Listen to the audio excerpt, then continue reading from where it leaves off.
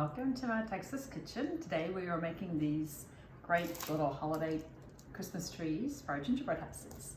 Okay, so we're going to start with a big bowl of royal icing, and it's colored with a leafy green food coloring. And I've spread out just plain old wax paper on the surface. And I have these little sugar cones, and they are by this fabulous company, Joy, and they support St. Jude's, and some sprinkles.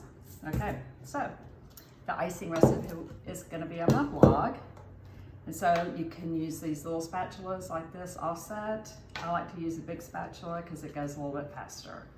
So all I do is I'm going to spread the icing on this sugar cone, kind of like in this swirling way, just going around and around until it's all covered. Doesn't need to be perfect. And then I have a big bowl of sprinkles, and I'm just going to sprinkle some on top. And that's how easy it is. Now the main thing is to make these at least a day ahead or a couple of weeks, just whatever's better for your schedule. And I'll do one more for you. Just kind of swirl this around.